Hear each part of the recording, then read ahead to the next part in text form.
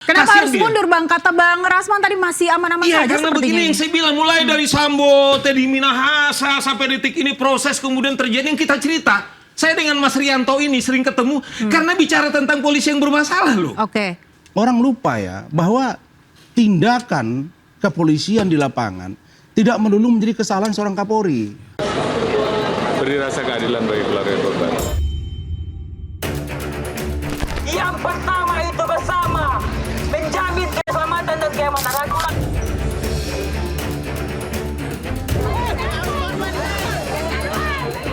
Tarik semua pasukan BRIMOB dari urusan-urusan dengan masyarakat ya. Harus ada secara serius reformasi di bidang kelembagaan dan kultural, di mana kita harus bersama-sama mendesak untuk menghilangkan praktik kekerasan, praktik militerisme, ya, militerisasi kekerasan di tubuh kepolisian.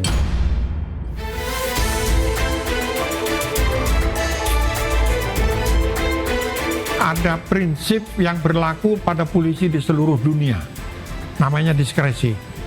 Itu tidak ada pada militer. Kalau militer nembak itu bisa diurut ke atas siapa yang paling bertanggung jawab. Gitu. Nah, di polisi tidak.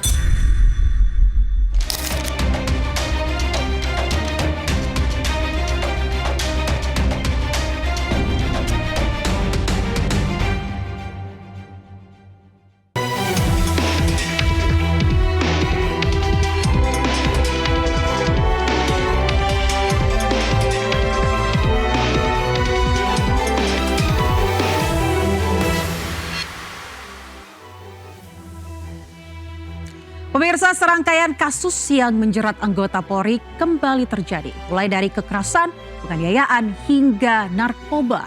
Deretan kasus ini terjadi saat polisi tengah mereformasi diri. Apakah anggota Polri yang berulah itu menjadi ujian di tengah reformasi? Saya Aya Nufus, inilah Interupsi.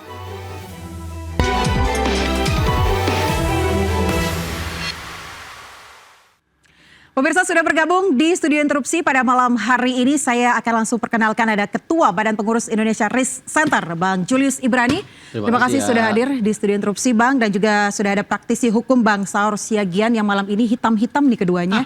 Janjian sepertinya ya. Iya. Iya ya. Oh, iya. Masih.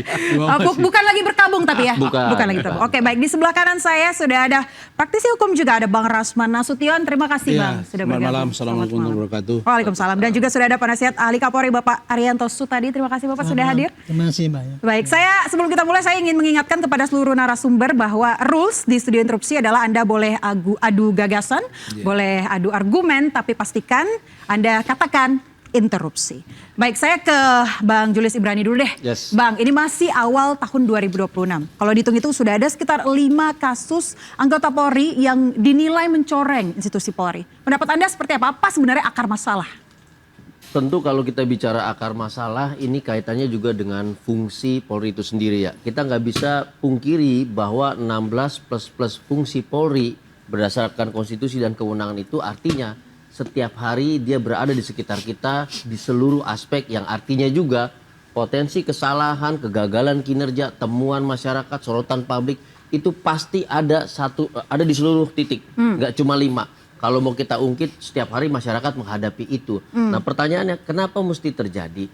Nah ada 2 hal. Pertama, Polri kurang menyadari bahwa banyaknya kewenangan itu dan banyaknya pasukan di lapangan itu minim pengawasan dan minim komando dari atas ke bawah.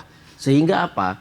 Diskresi-diskresi di lapangan, miskoordinasi di lapangan, tidak memahami kondisi dan situasi masyarakat, bahkan perannya sendiri seperti kasus Brimob Titual itu, yang seharusnya tidak berada di situ dan tidak menangani kasus seperti itu akan menjadi santapan masyarakat sehari-hari. Nah ini yang kami katakan kemarin kepada Komisi Percepatan Reformasi, termasuk Pak Kapolri dengan tim transformasi, bukan periode bulanan tapi harian, Anda harus mencapai perbaikan sistemik, utamanya kultur. Karena masyarakat menghadapi kultur kekerasan, kultur militerisme yang terus diterapkan dengan berhadapan pada masyarakat. Nah, selama ini belum berjalan, selama ini belum ditargetkan. Program banyak ya, ada program, kemudian ada timeline segala macam. Tapi yang tidak kita lihat adalah target hari ini apa yang diubah, besok apa yang berubah, siapa yang ditindak, siapa yang diawasi, dan bagaimana itu biar terus continue. Itu kami tidak melihat. Sehingga yang kita lihat di berita sehari-hari, viral di media sosial, itu tidak akan pernah berhenti. Ya. So no viral, no justice? No viral, no justice, no protes, maka tidak akan ada proses. Kan seperti itu ya. Oke, baik. Bang Rasman, terkait dengan no viral, no justice, Ya. menurut Anda seperti apa, Bang? Begini, saya merujuk pada TAP MPR nomor 7 tahun 2000 tentang pemisahan TNI dan Polri. Nah, jadi berangkat dari TAP MPR dimaksud, Polri telah membuktikan dirinya untuk bagaimana mereka bergerak di bidang ketertiban masyarakat dan penegakan hukum. Nah, jadi kalau merujuk pada pernyataan dari Saudara Julius tadi, bahwa seolah-olah Polri tidak melakukan pembenahan, tidak melakukan fungsi pengawasan secara melekat di masyarakat. Saya kira kita harus pahami bahwa penduduk Indonesia hari ini 287 juta jiwa. Dengan Polri kita yang ada di lapangan itu hanya 260.000 hari ini. Tapi apakah jumlah jadi alasan, Sebentar, Bang? maksud saya bahwa berbanding satu polisi dengan 1.000 penduduk. Baik. Artinya Polri memang kesulitan untuk mengawasi secara keseluruhan. Maka kalau ada sedikit misalnya tindakan di lapangan yang sedikit represif dan lain sebagainya, itu dapat kita maklumi. Tetapi poin yang paling penting saya sampaikan adalah bahwa ya tentulah kita tidak setuju kalau ada anggota Polri yang membunuh anggota Polri lainnya Iya. atas nama senior dan junior. Baik. Kita juga tidak setuju ada pembunuhan lain terkait juga dengan tindakan kepolisian. Tapi yang perlu kita cermati bahwa hari ini Polri itu melakukan pembenahan terus, baik secara struktur maupun budaya. Dan saya lihat bagaimana Kapolri selalu membangun komunikasi yang intens.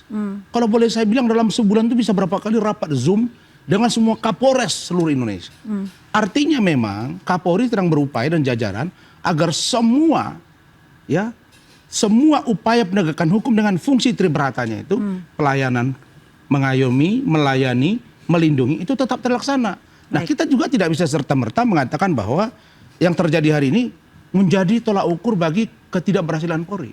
Saya malah melihat bahwa Indonesia relatif aman dengan 260.000 penduduk, dengan 260.000 polisi dan 287 juta jiwa Indonesia. Kira-kira begitu. Berarti Anda setuju ada masalah dalam kultur internal Saya melihat Polri? memang ada. Tetapi sekali lagi, berapa kali kita menyaksikan terjadi gesekan di dalam. Dan kita juga melihat bahwa Kapolri senantiasa menyatakan bahwa ada upaya pembenahan. Nah, kalau berangkat dari kesepakatan kita untuk melakukan reformasi Polri, Kapolri tidak ada masalah. Misalnya sebelum Presiden Prabowo menerbitkan dan menunjuk tim reformasi percepatan Polri, Kapolri sudah melakukan itu secara internal. Artinya Polri menyadari bahwa ada hal yang harus diperbaiki di dalam. Tapi bukan berarti kepolisian secara universal tidak baik. Karena saya lihat bahwa Polri masih bekerja untuk rakyat dan masyarakat Indonesia. Baik. Saya ke Bang Saur, Bang. Ini dipahami oleh Kapolri bahwa masih banyak masalah dan terus dilakukan evaluasi. Tapi kalau kita lihat dari Komisi Reformasi Percepatan Polri, Reformasi Polri sendiri, ini katanya rampungnya masih lama, Bang. Kalau menurut Anda apa nih? Saya kira kalau rampung lama udah sempat tenggelam kita bubar sebagai negara. Karena gini, kalau kita bicara soal polisi, bicara diri kita. Karena itu polisi kita. Betul. Dan salah satu saya kira tugas yang mulia dari semua atau sebagian besar daripada tugas itu adalah tugas kepolisian. Coba menjaga keamanan, ketertiban, kemudian melakukan perlindungan, pengayoman dan pelayanan masyarakat dan penegakan hukum. Coba profesi apa yang seperti itu? Cuman kan begini, Man. Kalau kita lihat misalnya dari mulai kasus Sambo, saya selalu harus sebutkan kasus Sambo, Rasman.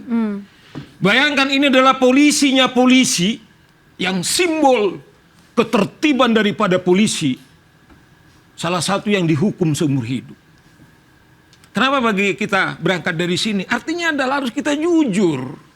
Bahwa ada yang gagal total terlepas memang kita nggak mungkin seperti Rasman bilang. Bahwa memang pembenahan. Tapi outputnya sampai dengan detik ini kita bicara masih dalam proses sedang ada reformasi. Masih terjadi pemerkosaan, pembunuhan, yang tadi Ijul bilang, yang sebenarnya tidak harus seperti itu.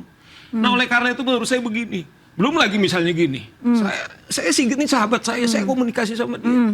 Saya pikirin orang baik, tetapi juga apa ya, apakah dia masih mandiri atau sudah terlalu lama jadi polisi? Yang paling saya misalnya begini, waktu kemudian di Komisi 3, dia bilang begini, sampai darah penghabisan kita harus pertahankan polisi dibawa ke presiden. Menurut saya itu bukan polisi. Karena Apa itu, polisi ini bukan organisasi untuk mereka, tapi polisi yang dibayar Rasman, Mas Arianto, dibayar Jul, AA, untuk membeli seragam mereka. Makanya dibilang adalah ini polisi negara, kemudian polisi Republik Indonesia. Siapa yang berdaulat memberikan mereka seragamnya, sepatunya? Adalah rakyat. Kenapa tiba-tiba Sigit sahabat saya ini kemudian mengatakan pernyataan, akhirnya apa? Publik bisa mengatakan kalau dia melawan daripada kitohnya polisi sendiri, karena dia adalah pelayan masyarakat, tidak pernah diberi hak polisi untuk melawan. Tetapi yang adalah melayani masyarakat, kalau tahu dalam konteks kepemimpinan, dia tunduk kepada presiden. Apa perintah presiden yang mengatakan siap perintah, bukan dia mengatakan demi dar kita. Kalau memang reformasi polisi di bawah kementerian, apa masalah? Kalau itu putusan negara misalnya, saya kira nggak ada problem, Nggak ada masalah. kan? Tidak pantas misalnya harus di publik. Nah makanya saya bilang mungkin sahabat saya Mas Sigit ini terlalu lama jadi Kapolri. Baik. Menurut saya sudah sebaiknya dia mundur. Oke. Saya ini nggak ada, saya komunikasi intens kok sama beliau. Kenapa Kasian harus dia. mundur Bang? Kata Bang Rasman tadi masih aman-aman Iya, saja karena sepertinya. begini yang saya bilang, mulai dari Sambo, Teddy Minahasa sampai detik ini proses kemudian terjadi yang kita cerita. Saya dengan Mas Rianto ini sering ketemu karena bicara tentang polisi yang bermasalah loh. Oke. Ya Baik. kami hari-hari berapa kali ketemu ini. Nah apakah kemudian konsumsi kita hari-hari di mana reformasi sedang berjalan, mestinya Mas Sigit tahu diri dulu. Oke. Kita berikan Baik. para profesor-profesor Bisa. hebat-hebat ini Oke. mencari Saya interupsi tugasnya. nggak? Iya boleh, silakan Pak Rasman. Jadi saya kira apa yang disampaikan Bang Saur bahwa itu realita, ya.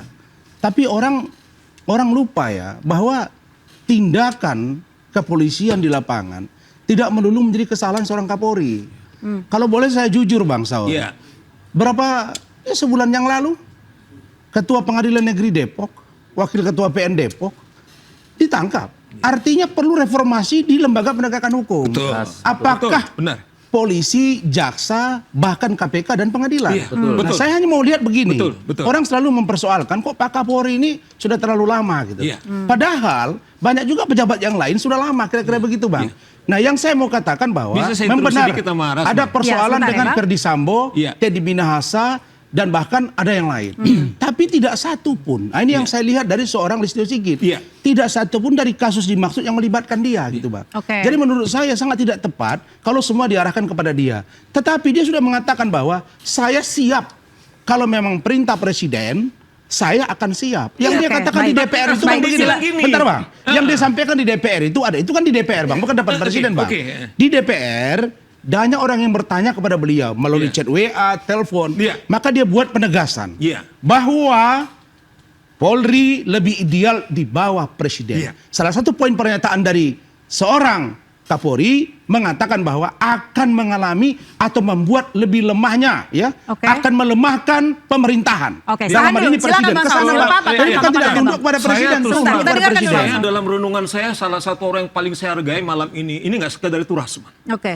Saya tahu bagaimana kecewanya waktu kasus dia tersangka. Iya, Tapi malam hari ini, benar, saya ini bukan bapling. iya. Saya hormat sama beliau.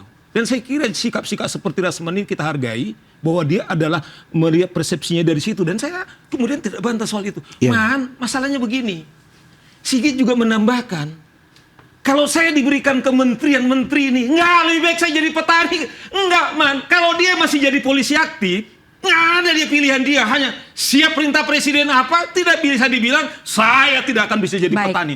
Artinya clear. Baik. Yang terjadi, Man, saya tidak ragu soal katakanlah Sigit ini berambisi, tidak. Tetapi sedang mempertaruhkan yang tadi Rasman bilang, 500 atau 450 ribu. Termasuk ayah saya yang sudah pensiun bertaruh. Tetapi lebih dari itu, kalau kita bicara polisi, Man, Oke. bicara mereka, nasib mereka. Man, gini. Siapa yang bermimpi seorang Kapolres mengakhiri hidupnya hanya sebagai tersangka narkoba dan geng narkoba, apakah kita tumpahkan kesalahan kepada dia? Oke. Coba bayangkan bagaimana sakitnya kalau kami dengan Rasman mungkin sebagai petarung hanya paling seperti Rasman. Saya bangga dengan dia, berkali-kali saya bilang dia datang tegak, dia masih tampil seperti ini. Bahkan berkali-kali dia teriak nggak fair dengan polisi, berpihak kepada Hotman Paris. Malam hari ini dia muncul untuk membela polisi. Itu yang kita bilang. Tapi itu Rasman, maksud saya. Kalau terus ini kita biarkan, saya bilang korban juga kawan-kawan ini. Nah, ini matter of leadership. Ini kepemimpinan, tidak soal Jadi personal. ada standing point interupsi ya. Ada standing pointnya Bang begini Bang. Saya harus buka. Memang betul yang Bang sampaikan. Saya juga mengalami ada dugaan kriminalisasi Bang. Saya hadapi. Cuma saya mau katakan bahwa ada dugaan agenda terselubung dari beberapa orang, termasuk di tim reformasi Polri hari ini. Itu yang sedang kita jaga. Kelihatannya jangan sampai ada tikus di dalam, meskipun tikus itu puluhan, tidak akan membaik kalau dia dirubuhkan rumahnya. Kira-kira begitu pikiran saya. Jadi ini malam ini di segmen pertama ini argumennya bukan dari polisi begitu ya. Kita akan dengarkan dari mantan polisi nanti terkait dengan seperti apa tantangan dari reformasi Polri ini. Tapi kita akan jeda terlebih dahulu pemirsa, tetaplah di Interupsi.